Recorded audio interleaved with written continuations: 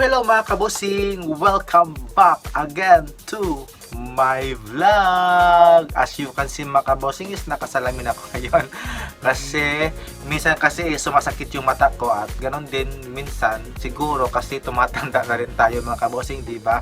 So magandang umaga sa inyong lahat at magandang tanghali at syempre magandang gabi sa mga nanonood po sa aking YouTube channel all over the world. So hello po dyan at sawadika, kapungka at salam alaikum po dyan and konnichiwa and mabuhay Philippines. So ang pag-uusapan natin ngayon mga kabosing is yung pagsali ni Atisa Manalo sa Miss Universe Philippines 2024. So entro muna tayo.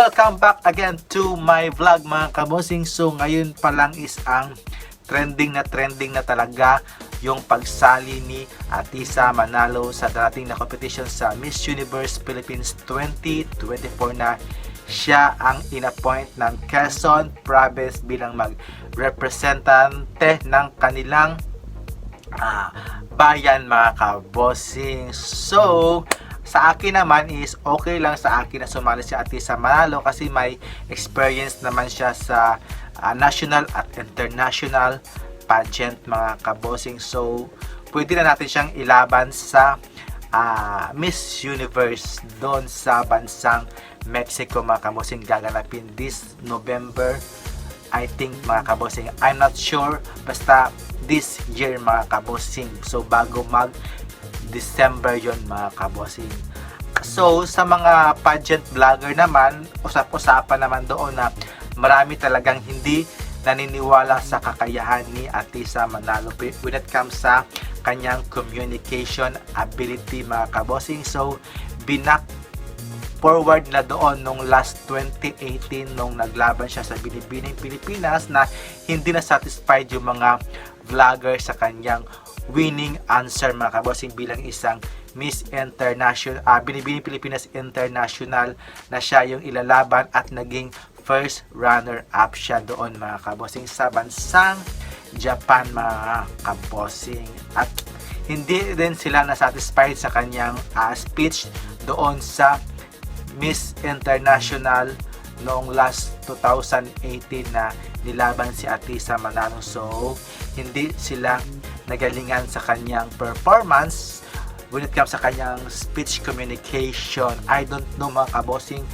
yung mga talagang mga Pilipino talaga is nagda-down talaga at hindi nakikita talaga yung mga effort ng kandidata natin mga kabosing. I don't know talaga yung mga mindset nila, hindi talaga binibigyan ng effort at siyempre applause din sa mga nagko-compete internationally sa kanilang budget na sinalihan mga kabosing, di ba tama?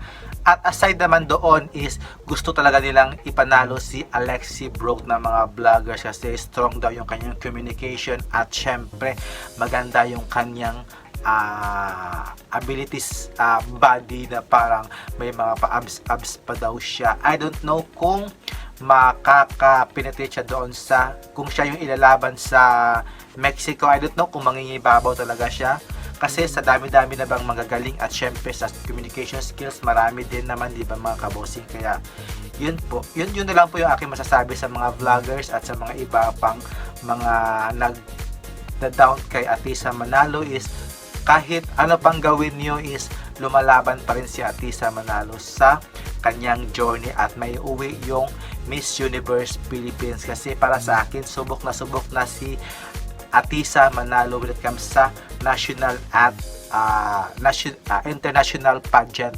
Si Alexi Broke is need pa niya talaga ng experience talaga. Need sasali siya ulit next year or other next year mga kabosing. So malay natin siya yung magiging representative ng ating Pilipinas sa international mga kabosing, di ba? Tama. Kaya support na lang tayo mga kabosing sa kung sino yung ipapadala sa international pageant mga kabosing. So maraming salamat po dyan at have a nice day at thank you and have a nice day. See ya. Keep safe. Bye bye.